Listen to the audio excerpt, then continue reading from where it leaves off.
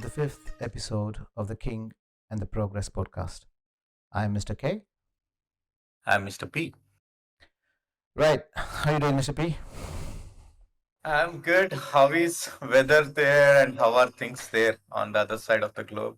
No, it's British weather, so you don't ask. So at least until May, we have to put up with this kind of weather, and it gets Uh, better. Luckily, on the other side of in Australia, I think the weather is much better. it's Most of pretty the predictable. It's at least the place where I live in. It's predictable. It's nothing extreme. I'm happy with the weather here. No complaints.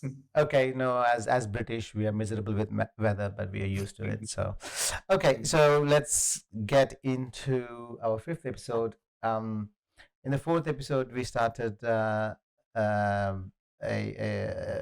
to discuss about the roots of rationality, right? So, Mhm. I think just a very quick recap before we jump into today's episode. In the last episode, we jumped into, we delved into some of the early roots of rationality and in terms of how the rational thought developed, at least in the ancient world, right? So I think there's a misconception that at least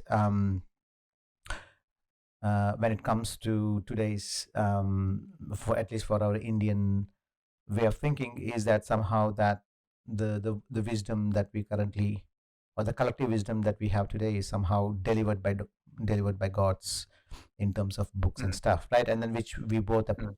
oppose in the sense that Mhm. uh, so the wisdom that we currently have today has been a slow and a painful and incremental progress. Correct. Uh, And uh, not incremental in a straight way. Three steps forward, one, two steps back. absolutely, absolutely. We have dark ages in the middle where nothing happened. Mm. Right? Uh, What surprises me is for 2000 years, from say Aristotle or something until Newton, mm. there was nothing. That Yeah, I surprises mean, me. yeah, there is something, but it's not as again the speed of progress during the Enlightenment era from Galileo Newton, right? Uh-huh. All the way to the 21st century has been absolutely rapid, right? That's exponential That's actually that's a after correct. industrial revolution, lens, and all those things. That, Ah, that's like, correct. And at least from the sort of 7th century BCE mhm, until the early Middle Ages, mhm, it was incremental, and um, philosophers and sort of early scientists, right, incrementally increase their knowledge based on, I mean, the whole of the Western civilization owes mhm, a great deal to these early sort of philosophers. And the other thing is that when we discuss about the early philosophers, right? So mhm, some of their ideas, when you compare to today's standard, seems mhm. very primitive, right? And it's very easy to dismiss their ideas as, oh, these people are primitive people, but if given that they didn't have universities in those days, and the written word is not easy to print without a printing press, Correct. the dissemination of knowledge is not easy, right? So, and these people were not educated in a sense of today's world with degrees in universities and things like that. So these were Perspective. correct, and Uh, these were Philosophers are, we interchangeably use them as scientists and mathematicians and all the other things. They are actually thinkers, way ahead of their times. So that is number one. And number two, they inherently have that this thing of thinking deeper to the elemental level, which of late we have seen only few people in the history, at least recorded history. yeah, I mean, we call them the first principle thinkers, right? So Correct. they, they they Yeah. they they do not start from something. They just think Yeah. as if they have nothing on a blank slate, right? Correct. So And for me, that is like monumental. For me, that made the changes. We just just put some cosmetic changes on it. We just what you call sophisticated, synthesized it, but Mm. they were crude ideas, but path breaking. No, it is path breaking, and they are the initial harbingers of Correct. So I rationality have and thought. enormous respect. Enormous respect. No, absolutely. I mean, we owe enormous gratitude for their early Correct. works, right? And it's also obviously what we are taught in schools today probably Mm, starts from Galileo and Copernicus and Newton, correct. and then from but these early thinkers are so phenomenally significant, Mm-hmm. um, because they laid the foundations. They were stepping stones, right? Correct. So if the modern science is the motorway, Mm-hmm. you know, or digital motorway, for example, but they were You built went on in there. they were built on the same the stepping stones that were laid like by the early philosophers, right? So and then the other thing is that we most of this initial philosophical thought Mm, started in Greece, right? Not to say that there weren't Indian philosophical thoughts were although as sophisticated, right? Uh, Sophisticated. as It makes me think something, Mr. K. See, these guys, even though we think that Greece and ancient Indians, they were not speaking or they did not have communication, at least on the face of it. But when we think about it, the Silk Route at all, they were there. They were traders who were going, exchanging goods as well as the ideas. mm, So and I sometimes feel that there might be circumstantial, there might be something which we commonly share, be it yeah, gods, the nature of gods, maths, thinking. yeah, yeah. I mean, we touched upon this in our early episode, right? So it could be conceivable that the Greek and the Indian philosophers who came Mm, up with the initial, the correct. initial thoughts could have developed completely independently because it is conceivable. And then Mm, like we touched upon the parallel evolution of flights mm, in mammals, in bats, and in mm, birds, right? Um, or they could be some sort of idea diffusion and exchange of mm. ideas, through trading, through the Silk Road, right? And it is also conceivable, but I don't know how much of the evidence that we have that there is an exchange of ideas between the Greek and the India. Circumstantial. Yeah, It yeah, has there's yeah, um, I'll tell you one other thing when we think about Greece and India, again, the common point. We had stable cultures where, mm, like, there were lesser invaders and people were more thinking beyond their regular this thing, like food, shelter, and other things. They were into arts, they were into maths, they were into other things. So, probably Greece and ancient India, or ancient Greece and ancient India, has those similarities, which probably contributed to the what you call civilization yeah, or yeah, growth yeah, of civilization. you're absolutely right, right? So, for example, there's no philosophical wisdom that you can gain from Incas or Mayas, right? For example, who are I thought much, we will much, touch on these on making a or controversial. who are much more recent, right? So the Incas and Mayas were still in like the early 1300s, 1400s, right? Mm, But in terms of the advancement of civilization, these thoughts or the philosophical thoughts could only have been possible um, where people had time to ponder, not worrying about food, home, and shelter, right? And then I think this is also something we touched upon in the previous episode that mm, the advanced civilizations usually where these philosophical thoughts took root mm, were because the civilization, or at least the people living in those times in the Greek civilization and in Indian civilization were on the higher ladders of the Maslow hierarchy, right? Where they were looking. like Uh, something, Mr. K. So Euphrates in Tigris, they were also the civilizations there. I forgot the civilization name there. So they were also much advanced, Sumerian culture, I guess. Mm, And they also had civilizations probably 5,000, 8,000 BCE. mm. But why don't we hear anything, what you call significant from that area? Uh, So what's wrong? What was going on in that area during that point? did you say Chinese? No, no, Sumerian Oh, the culture, like Sumerian, yeah. Euphrates. Egyptian, Sumerian. Tigris, Mm. it's not a desert all the time. There were civilizations, very old civilizations, present day Syria and all. So No, why there was no significant contribution from that part of the world? I don't know.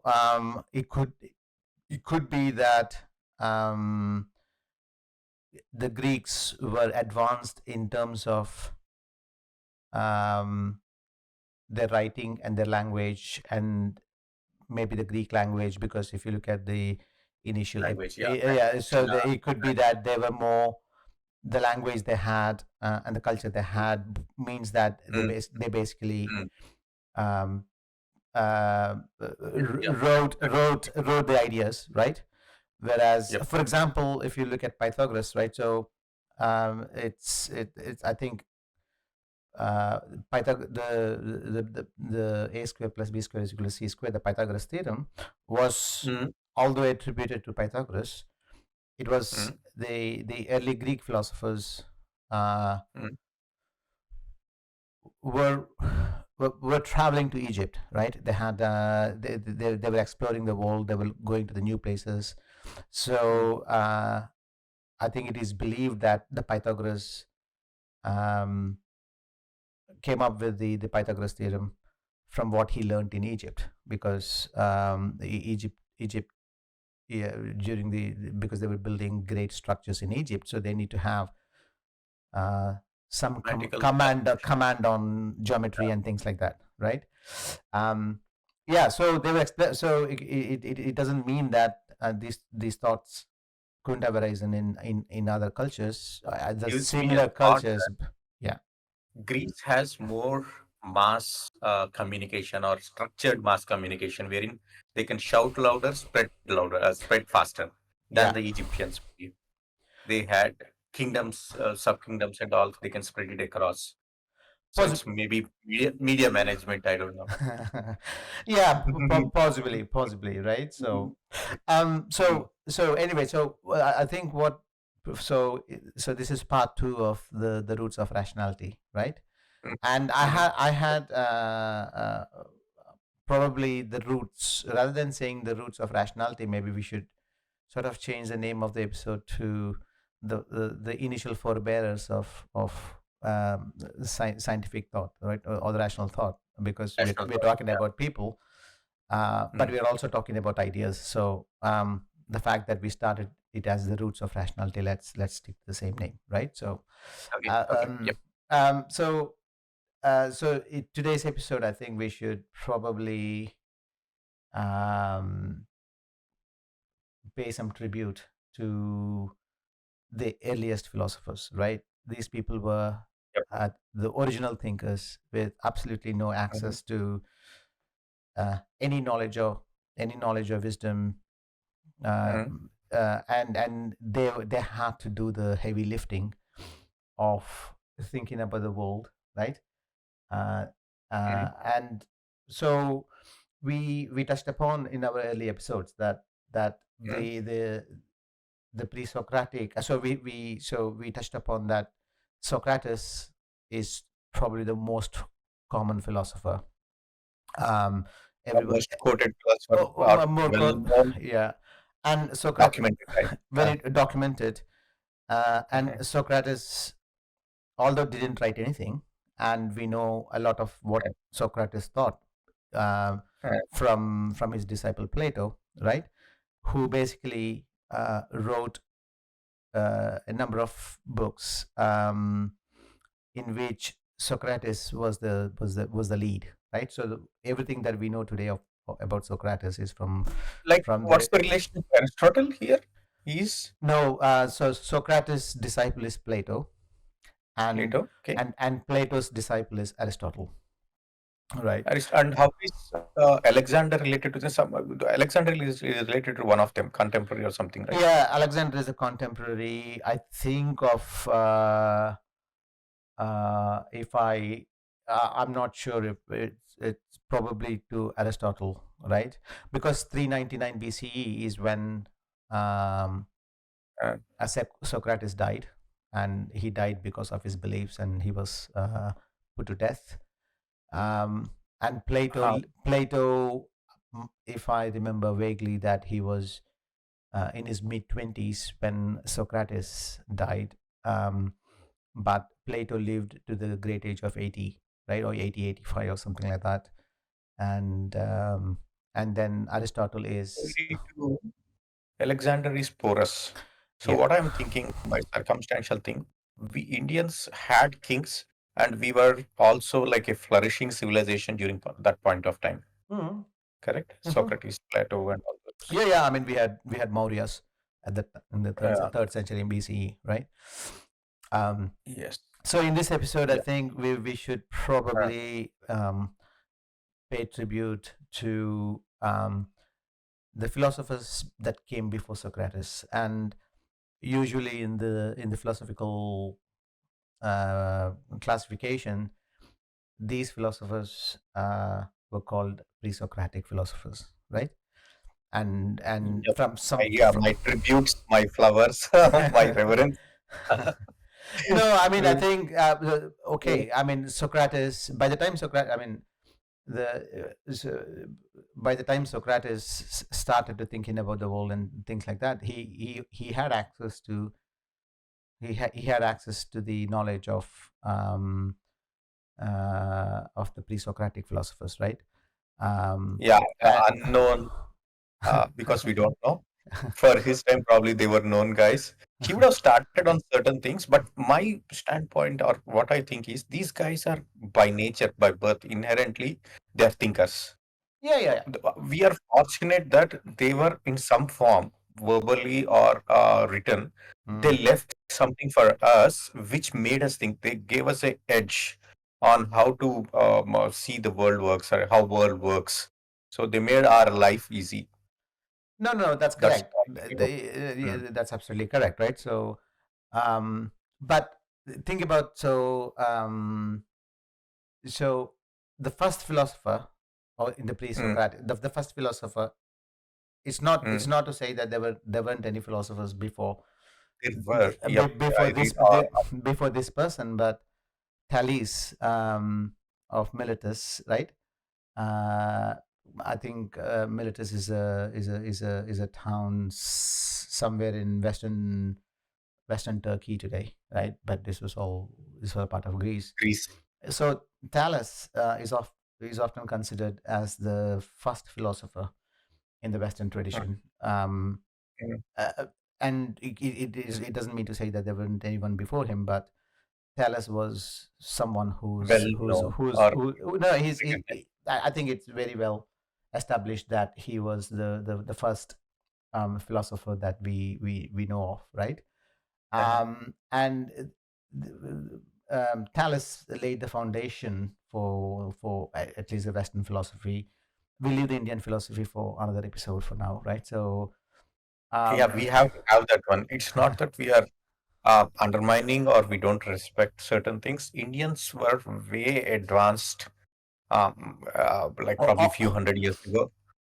yeah, And again, there was a slump, and again, we picked up after probably independence or something like that. yeah. I mean, so there were at least the Indian philosophers were as advanced as the Greek philosophers, and they were at exactly in the same time, from 6th century BCE to around the Mm. the 2nd century BCE, right? So, but we'll leave the Indian philosophers and their thoughts probably for another Some episode, other, right? For another yep. episode, right?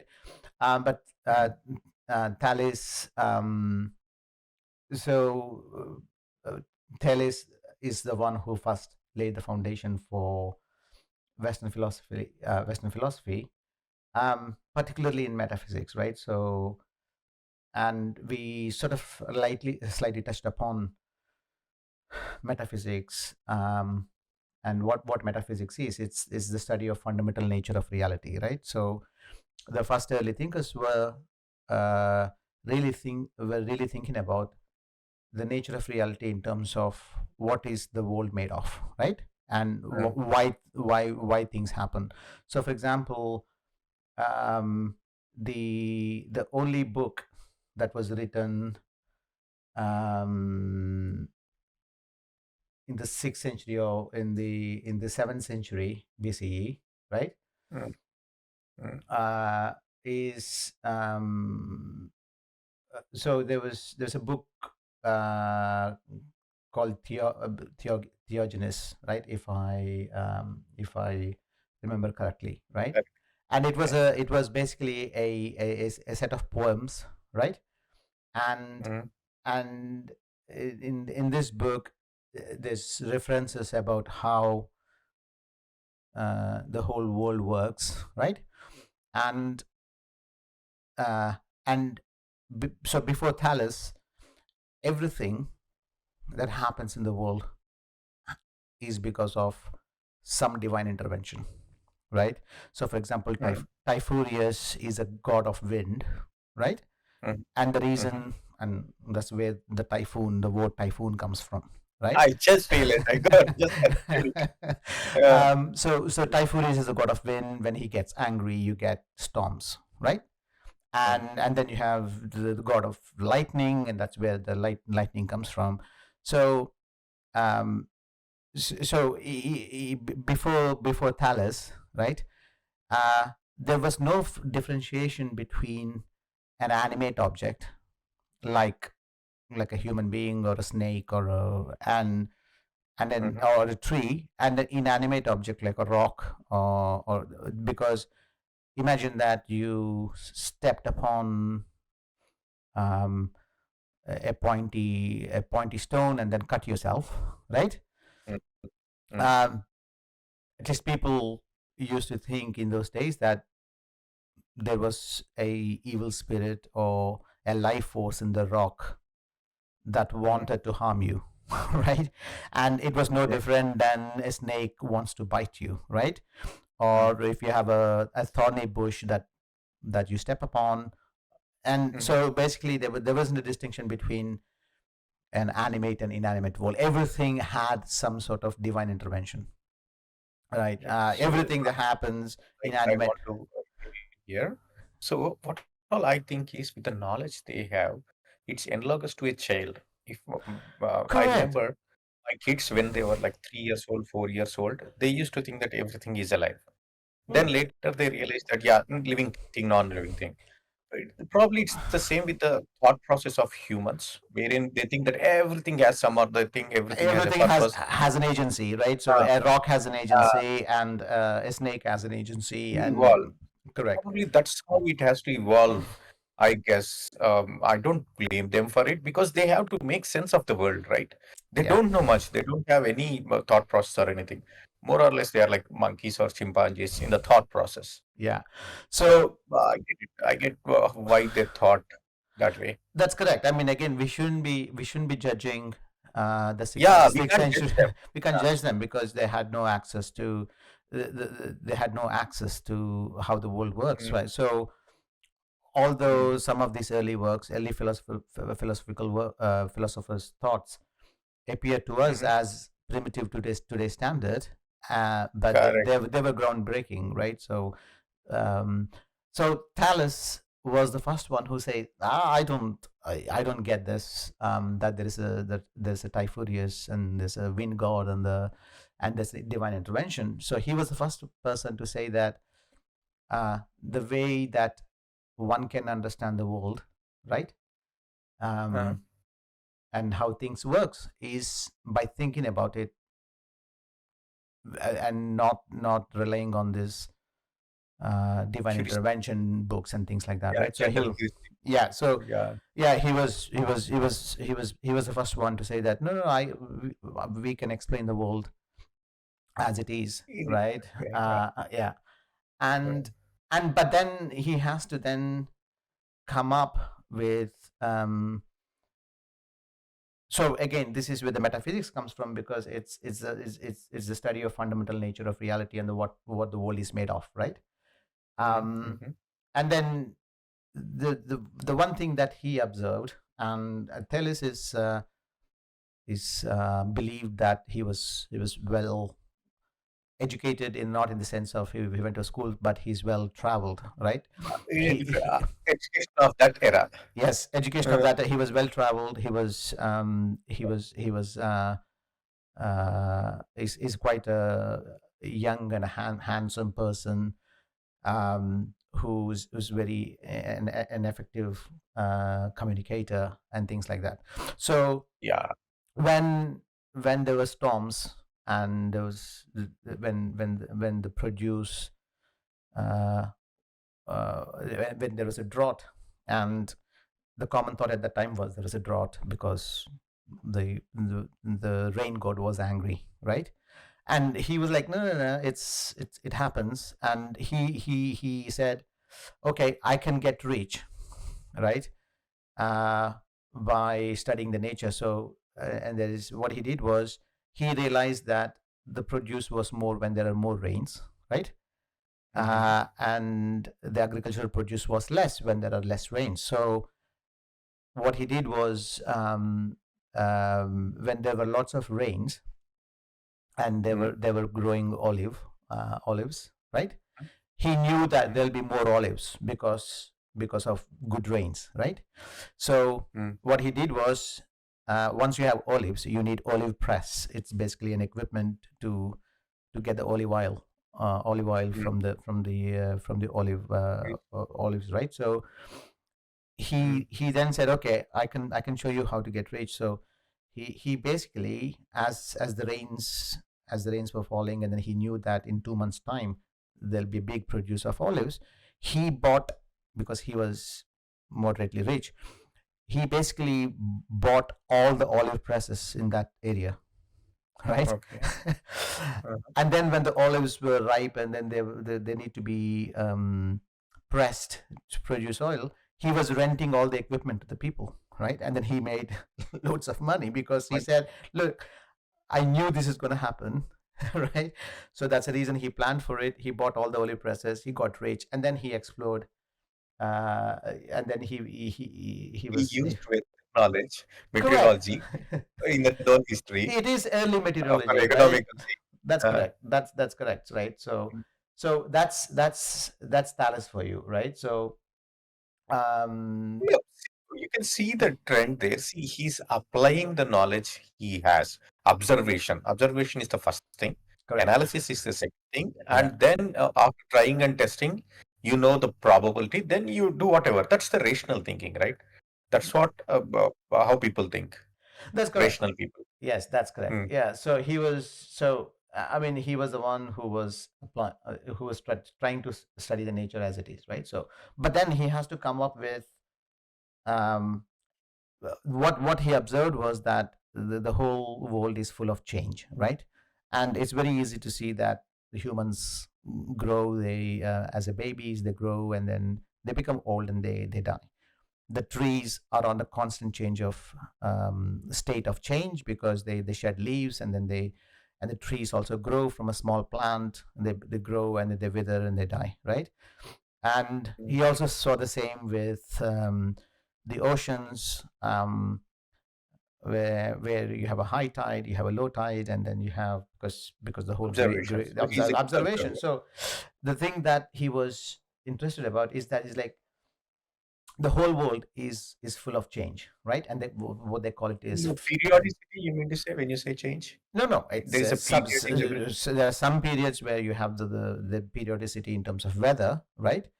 Uh-huh. But everything was in the constant change of flux, that everything is changing back and forth, sometimes progressively getting worse, like the human body, right? Uh, But then he has to come up with, uh, again, the first metaphysical concept of explaining the world, to say that what is world made of, right? Because he didn't believe that there were rain gods, and there was this divine intervention, there's a god for everything. um, he's the first one who sort of encouraged questioning and inquiry into the nature of reality, right?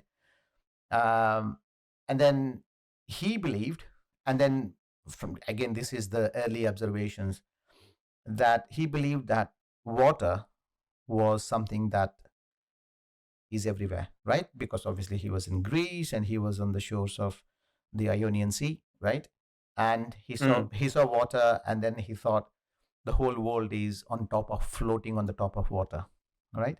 mm, And mm, he observed the human body, and he said that we bleed, so, and we drink lots of water, we need water to survive, right? mm, It's mm, just not us, all the trees needs water, because if you don't water the plants, the trees don't grow. And mm, when there's lots of rains, then there's lots of produce, then it's water. You see that he's thinking that the whole world, it should be some form of water, right? So World, I missed that. The whole world should be some form of a form of water, right? A water that is const water. Ah, yeah, okay. a water that is constantly changing its properties. And he also he also observed that the water changes its state, right? It becomes solid when it is cold and turns into ice. And the ice is Mm, solid, it melts and it becomes water. But when you heat water, it becomes vapor. So, and he saw that, okay, it could be that one substance can change from a solid like ice to liquid mm, in water, and then it can turn into a vapor, right? Which is mm, so. Then he was the first one who came up with the idea that the whole world, the fundamental mm, substance that universe is made of is water, right? Now he mm. was absolutely wrong, but again, we shouldn't be judging today's today's standards with them, because in those days it's a very radical thought that we know today, right? That the whole world, everything that is in universe is made up of basically the same stuff, which is subatomic particles Okay, are the I same, think right? So other day I was reading a book probably 6 months ago or something. We are actually, he's not wrong or he's majorly right. Even though we came out of oceans and all, we are mm, walking bags of water, that too salty water. mm, Somebody said that, and it gave me a perspective. Yeah, probably yes. So we need water and we need salt, and that's all. That's all. We are like bag of salt water walking around. mm. So we might be right in that way. We are also made of water, probably. I don't know, 70%, Yeah, 90%. I we are don't know. 70. Yeah, we're sort of 70 to 80% made of water, right? Mm. um Not the probably the world he saw. He did not know about astronomy and all, right? They no, did no, not I even mean, know. no, I mean, these people were looking at the sky, right? And they had Uh, some aspect, some knowledge of cosmology, not to the extent that we have today, but yes, I mean, yes. I think the important point here is that Mm, um, although that his theory that the whole world is made up of same substance, and then he didn't know yeah. what substance it was, because he saw that, and then he said it could be water, because water is Okay. something that Okay. it can change shapes. But Uh, the more important point here is that he mm, basically cut himself loose from the thought that everything that happens in the world is because there is a divine intervention. You see, uh, so that's the first untethering of thought from uh, that there is something else that controls the world, right? Or there's a myriad of gods. There's a rock god and the tree god and the wind god and the mm, heat god and rain god and things like that. So, but that's a first step. But that's a very important first steps to say that we can explain the world without have to resort to an invoking God or invoking nature. god or divine intervention and things like that, right? So that's the um, initial thought process, right? So Thales was deeply into metaphysics to explain the world, what is the world made of and how it works, right?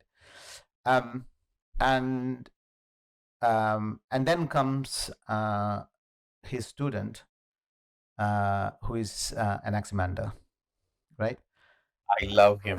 I read about him and amazing. I don't know. I missed him. Man, he was first in many things. Yeah, I mean, he was a different. I mean, he obviously he's a student of Thales, right? But um,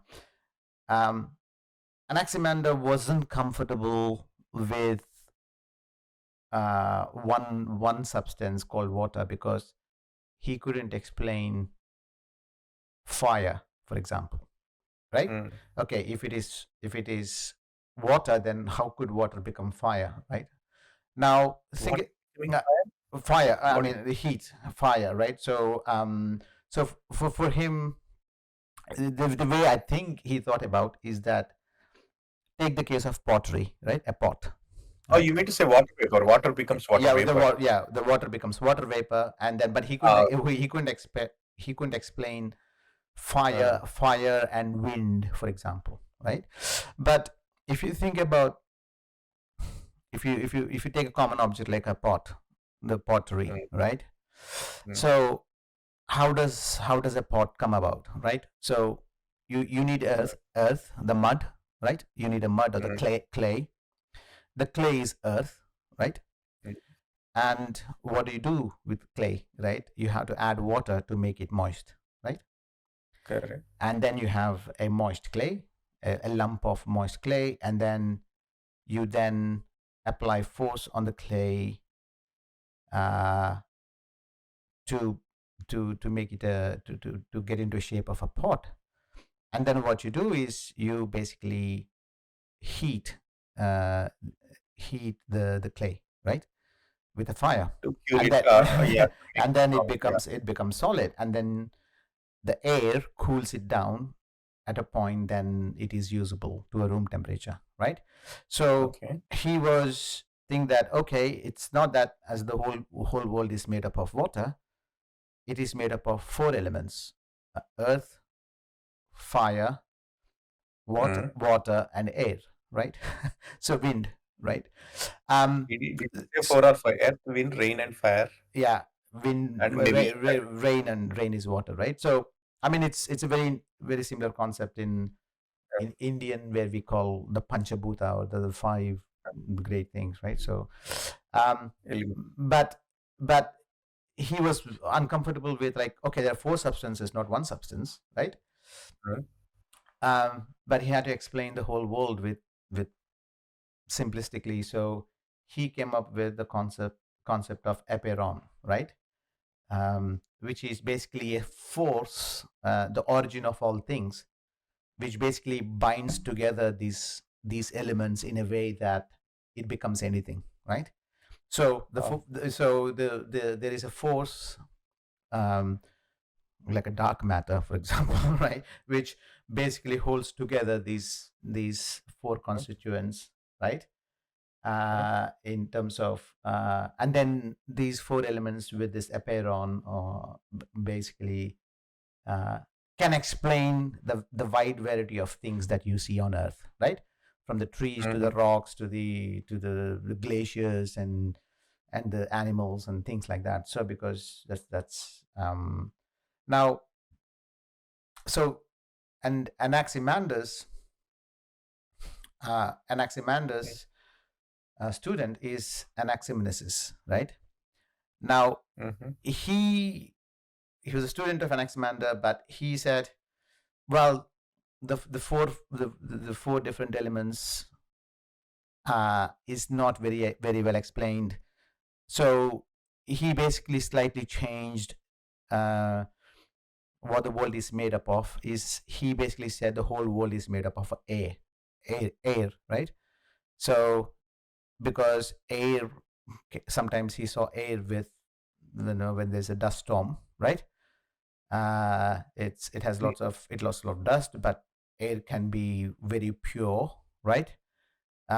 mm, But the air can condense into water vapor in the morning, right? um, mm, but but and the water vapor can, if you heat the water, it becomes a water vapor. And if you take the condensation to its extreme, then it becomes a solid. If you take the condensation, sorry, the vaporization to the extreme, it becomes fire, right? So he could explain, well, he wanted to explain the where the fire and the solid comes from the earth. He said it's a form of air, right? So, but anyway, these were early people trying to explain with a very limited knowledge they have, and they had to explain it without a divine intervention. And they were fundamentally wrong, but the thought process wasn't wrong, right? The conclusions they reached So were I agree with the thought process. correct. So I'll tell you about two things which comes to my mind. Yeah, Mm, we are talking about this thing, but some other time we'll talk about the electromagnetic, the what do you call the flux getting cut and electricity generated. Nobody knew what happens with that one. But mm, right now we are here, we are with all those electric flows and current and other things. yeah, Same with Einstein also, gravitational lensing. He did not know what it means and how it can be used. yeah. But later he was way ahead of their time now. Right now, we are using all those things to talk about dark matter and all. Mm, So I give it to those guys. They don't know what they are dealing with. They just put it out and say that, hey, I found this and I don't know mm, what's the use of this. mm, So that those were the seeds of our civilization. I feel that way. We started thinking differently and we were approaching things objectively, mm, which made a lot of difference in the way we lived. mm. Yeah, so yeah, this is absolutely correct. I mean, as we said, it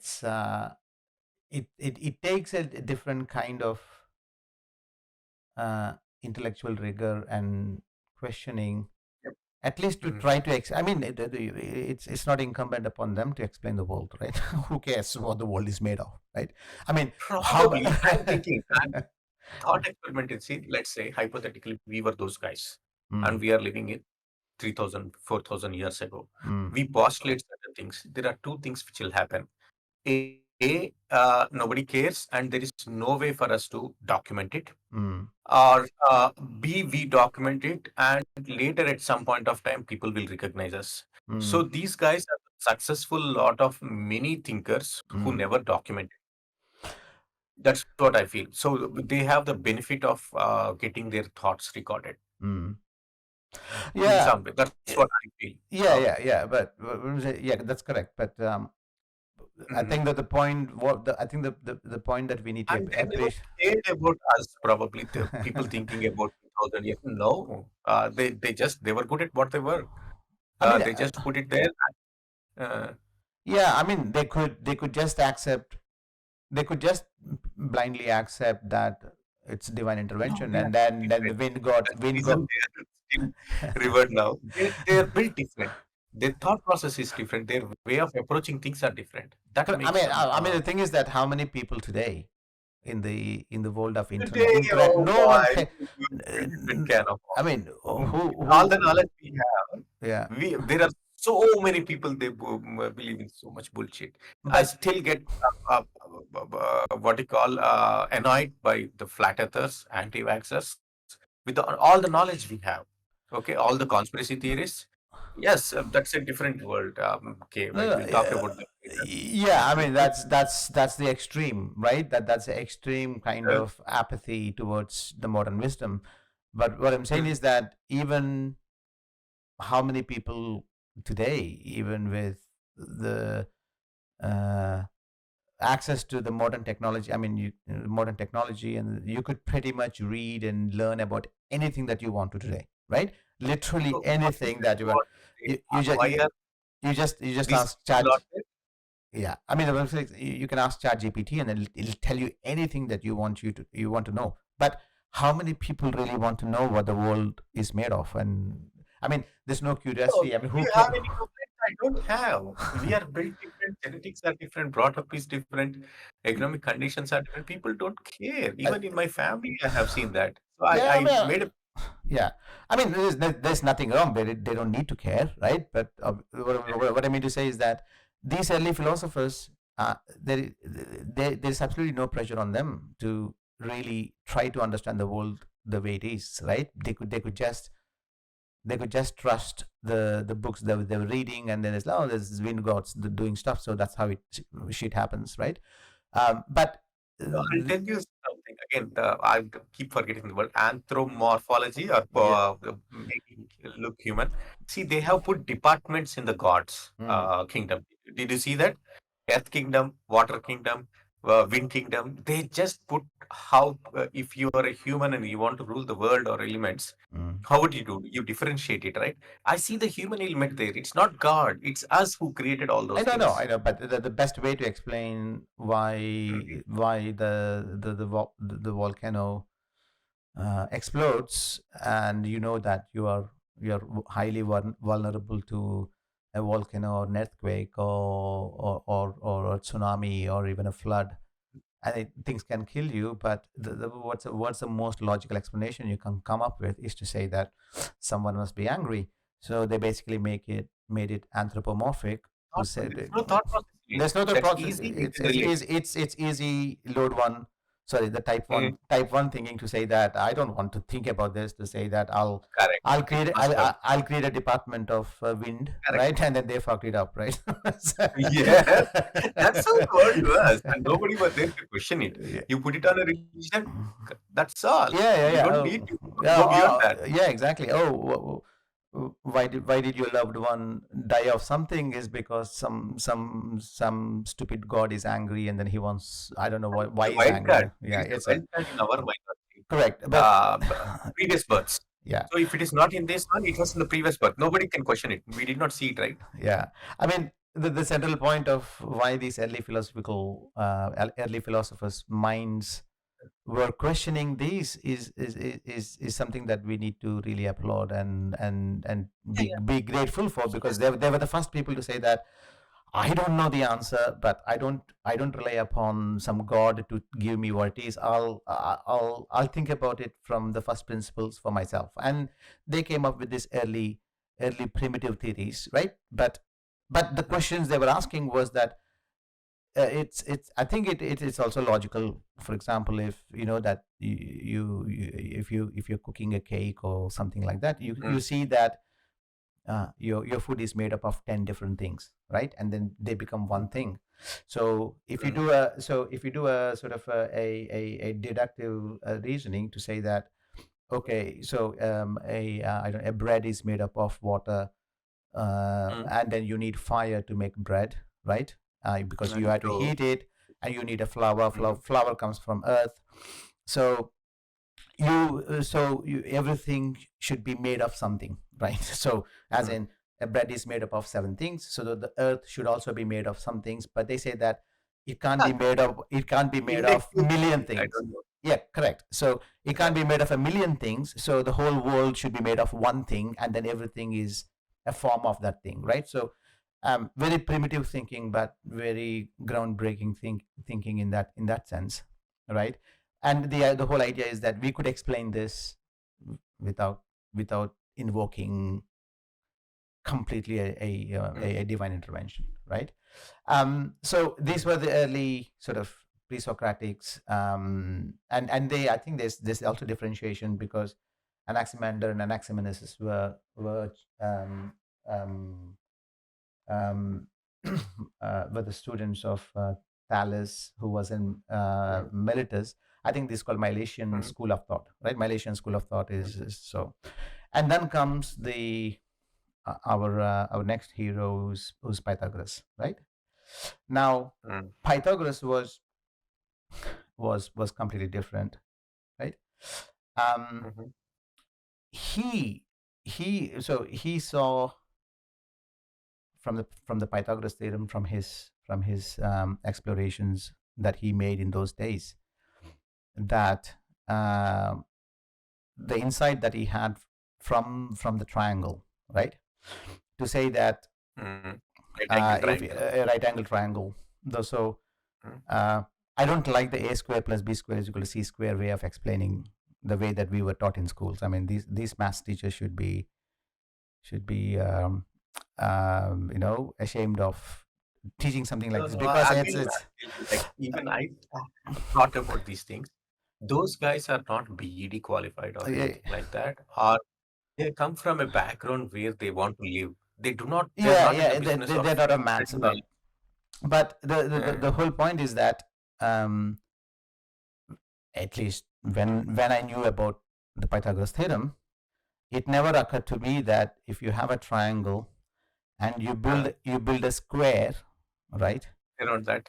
A square is a Is square. a square, you build This a idea. square on one side and the square on the other side. The square on the hypotenuse Uh, is same as the sum of the area of the two squares, right? So so and then the insight is not that that is it, but it's true for every other triangle, right angle triangle in the world. mm. It doesn't matter if the right angle triangle is small or big or So it's so I think this is the insight which is very hard. You could think that okay, I have a right angle triangle and the squares on these two on the sides add up to the mhm, square on the hypotenuse, but mhm, to expand it to pretty much every right angle square on earth, mhm, irrespective of the size, is a different insight. So the insight that Pythagoras had was that if a right angle triangle, whatever its size, behaves exactly the mhm, same way, right? mhm, That means, and it's a mathematical law, right? And mhm, he sort of deduced that the whole world is just uh, a set of mathematical laws, right? That everything that can be explained by mathematics, right?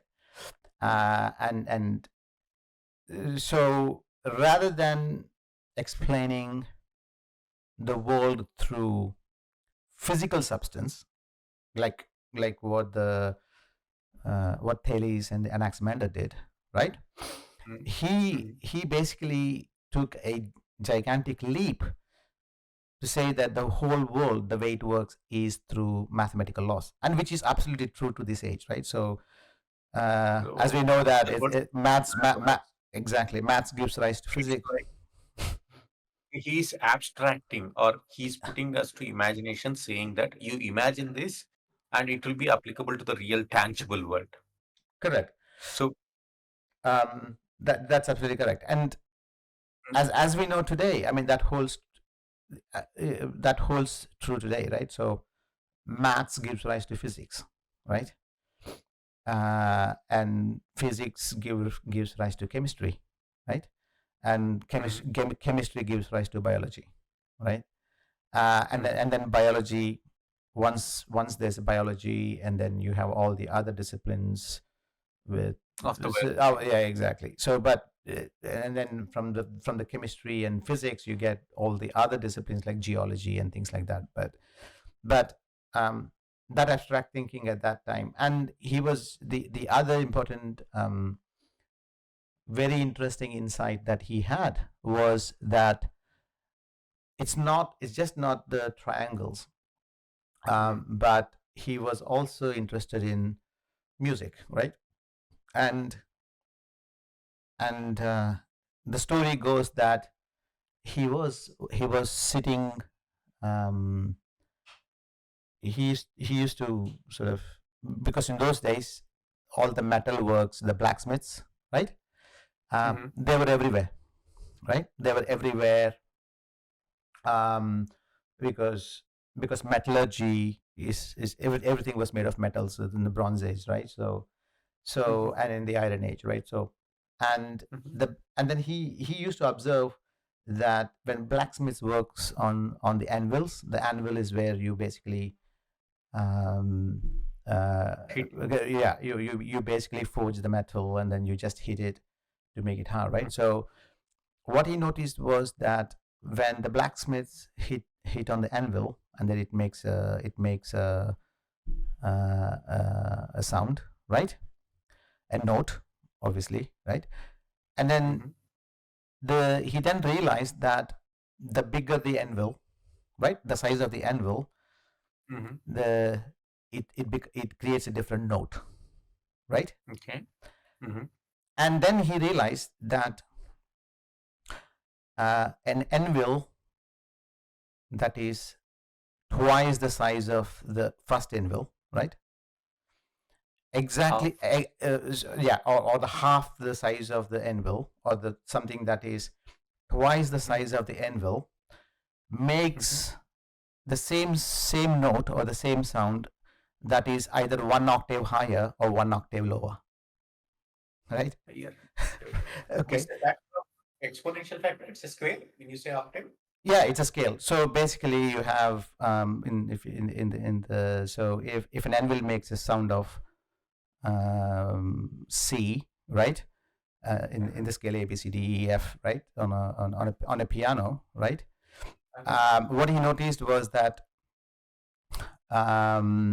that the anvil that is the size of this twice the size of the anvil makes the same note but at a higher octave, and the anvil that is half the size of the anvil makes the same note at a lower octave, right? Again, this is observation, and he's trying to say number to it. So frequency square Yeah, of so because the music was sufficiently developed, right? And also the harmonics, they call it the harmonics, and even it is quite prominent in today's music, is that and you have harmony and disharmony, right? So if you play the notes in a not in a orderly manner, right, you get dissonance, as in it's not very pleasant to hear, right? Whereas you play the notes in a right order, right, that it makes a pleasant sound, right? So I think the insight that he had from the octaves is that he saw the same mathematical pattern, right, of the octaves, like the Pythagoras theorem. It's like the instruments again. They had lots of access to other instruments, the wind instruments and things like that. If you look at the pipe instruments, it has several holes, and then usually the eighth hole makes the same sound of the first hole, but at a higher octave, right? If you there is an instrument in India, and people can Google it, called Jaltarang, right? I So heard about it. right, I so think I have.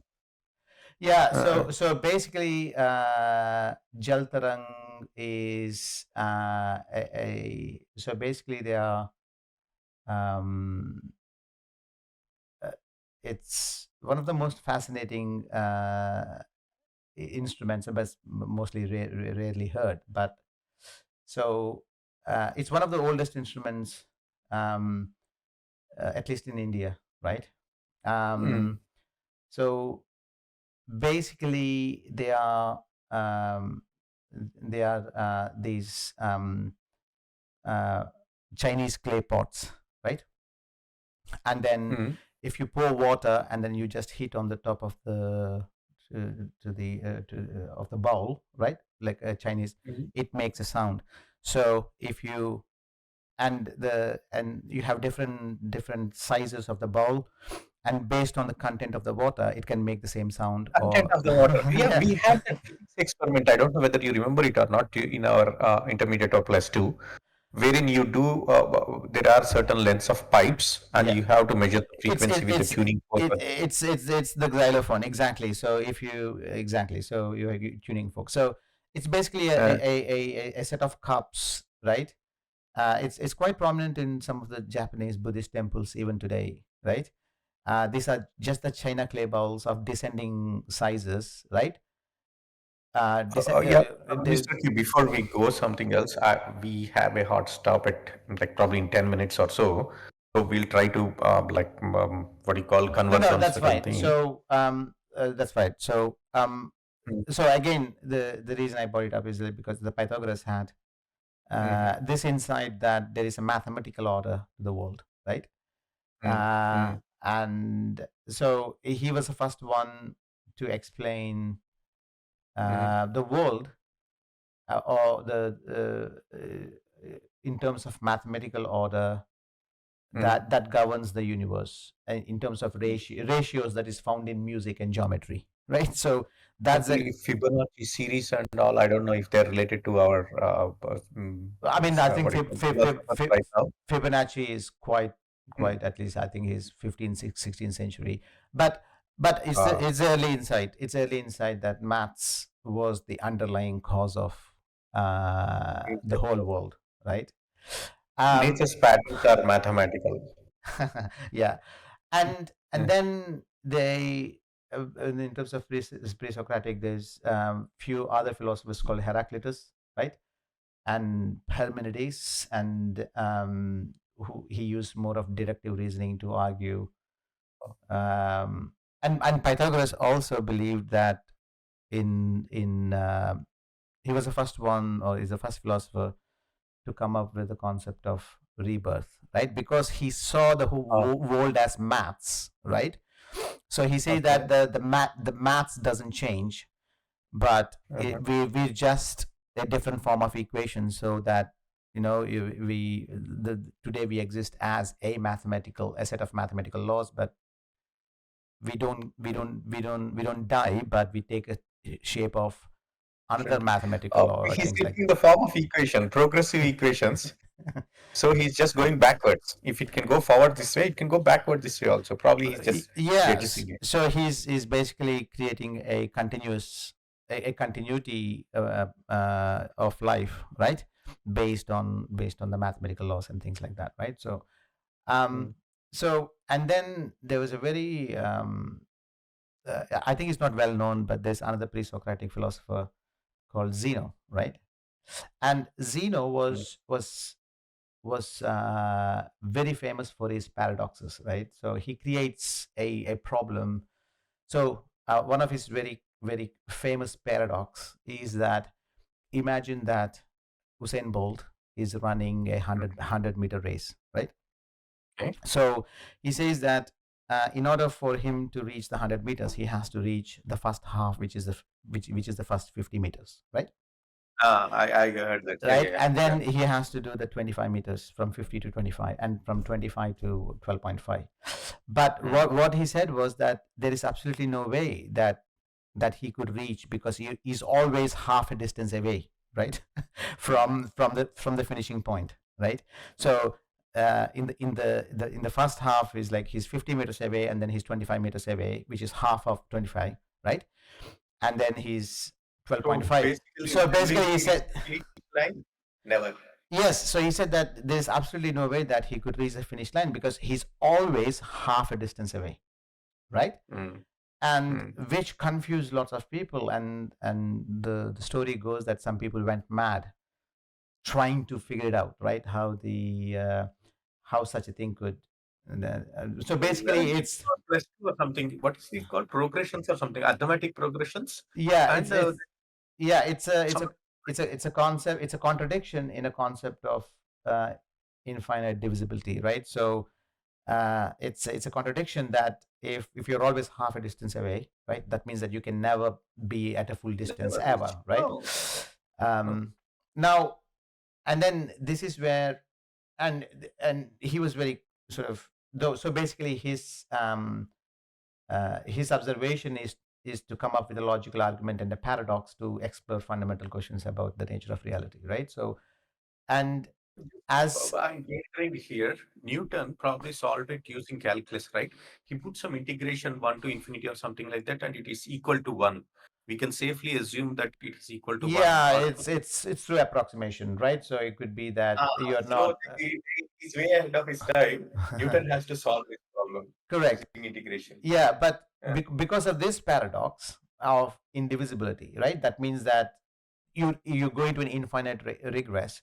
So, and then comes um, one of the famous pre-Socratic philosophers is Democritus, right? Um, Democritus is very interesting, because he was trying to solve the concept of indivisibility, infinite indivisibility, to say that, yes, if Usain Bolt, the only way that Usain Bolt can reach the finish line is they comes to a point, right, Mm. where there is no other Mm. half line, that is the last half line. That means that that is indivisible, right? So, and then he came up with the concept of atom, right? He said that, he got it. He says, all the matter is composed of atoms, and atoms are eternal, indivisible, and infinitely small. And Mm, the whole world is made up of atoms, right? Um, so it's a clump of atoms that explains the whole world, right? But so basically, mm, according to atomism, the properties of objects arise from the arrangement and the motion of these atoms in space, right? So, and mm. Democritus' atomic theory that basically laid the groundwork for the modern atomic theory in science, right? And and but his concept of atom was completely different to the current concept of atom, right? He thought the whole is made up of atoms, but he said that it's not one atom. The whole world is not made up of one atom, but there are different kinds of atoms, right? But these atoms are indivisible. These are the fundamental parts of nature. But even today, that still holds true, because if we split the atom in the Manhattan Project, right? So, but we still have the standard particle of physics, where you have the quarks and the subatomic particles. Correct. Obviously, we won't touch upon string theory and things like that, but No, but let's not. Like we need to have another podcast. yes, correct. So again, Democritus is the one who came up with the concept of atomism, right? And that is quite One profound, quick because question, Mr. K. In our mythology or in our, I don't know, scriptures or whatever it is, there is something called Anu, right? yeah, So very. did Indians also had that concept, or it's just the language?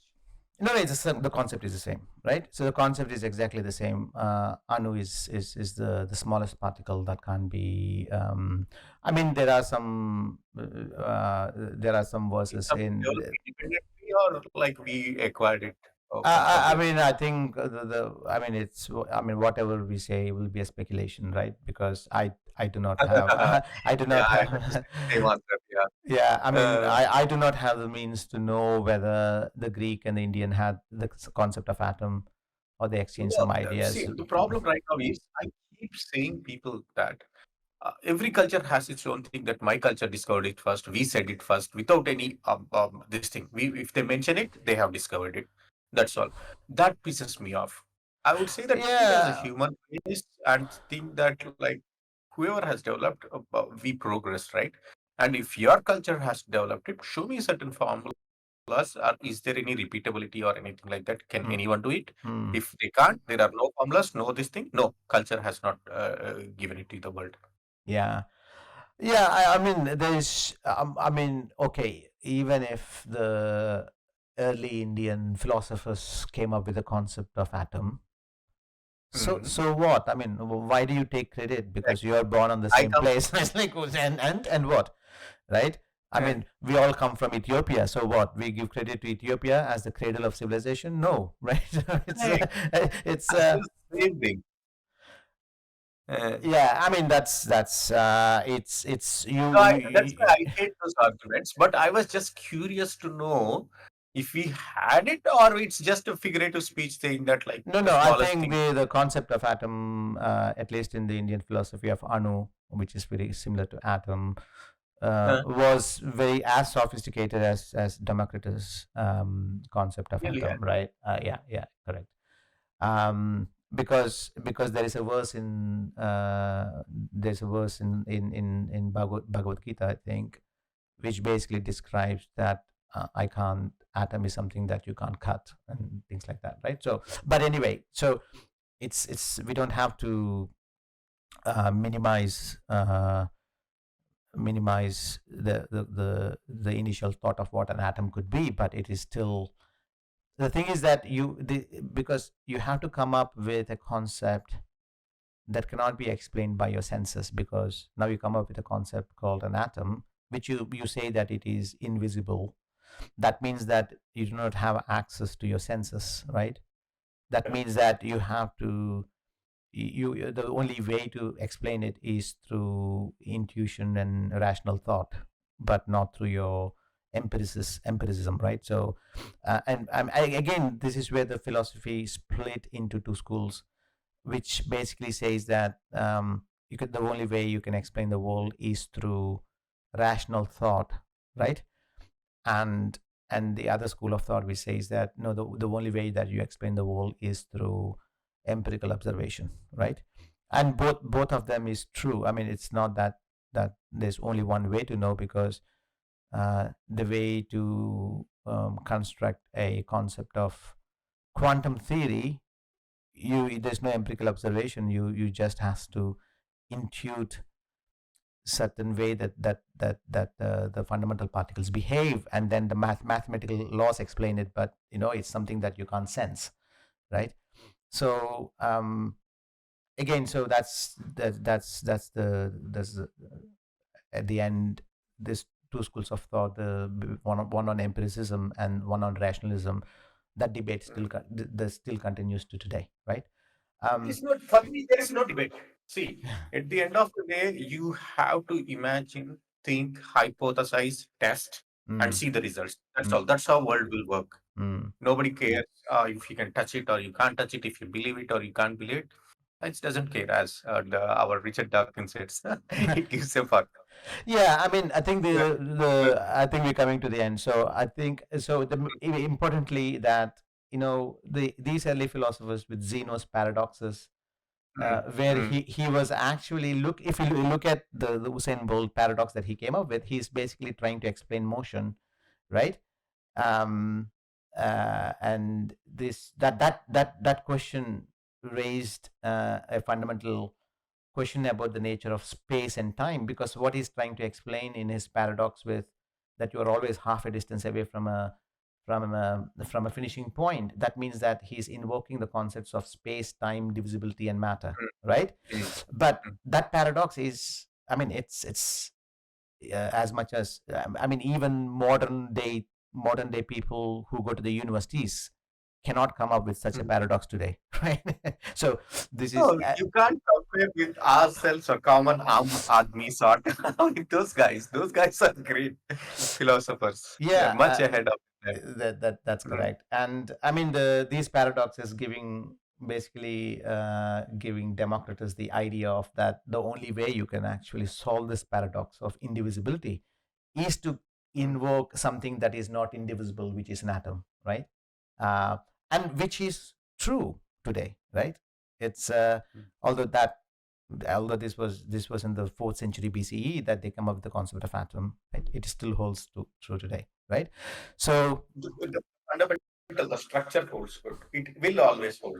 Not only correct. now, it's always there. Yeah, I think the reasoning and the curiosity to ask such deep questions is still valid today, and our journey to access the knowledge in the world still continues today.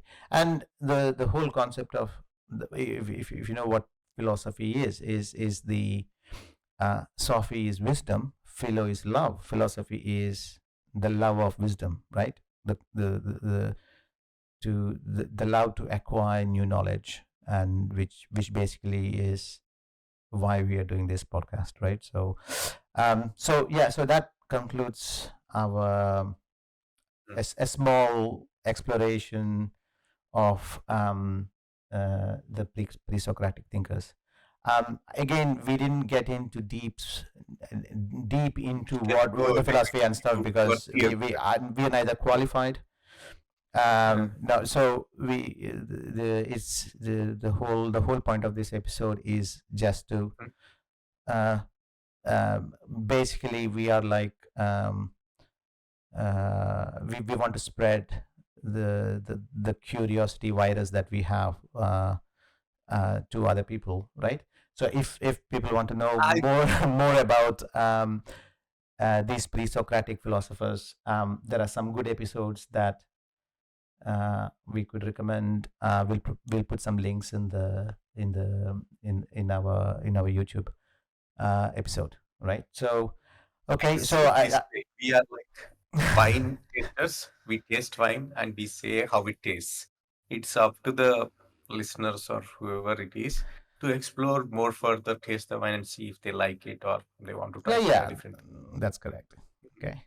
I know you had a hard stop, so I think that concludes Yeah, our fifth episode on the root. So this is the part two of the roots of rationality. So on the pre-Socratic thinkers. So in part three, Mr. P, we can then cover the from Socrates to Plato to Aristotle, and all the way to the modern thinkers, right? So Yeah, there is nothing in between. Vast space of 2000 years. yeah, there are some, but again, Not we don't know how many parts that we will make it because we're just improvising on the go, right? So we'll continue and we'll continue all the way from. So we started with Thales, and then probably after a few episodes, we'll end up with either Sam Harris or Ian McGilchrist and the modern philosophers, right? So, okay, so that concludes our episode. Thank you, Mr. P. Thank you, Mr. K.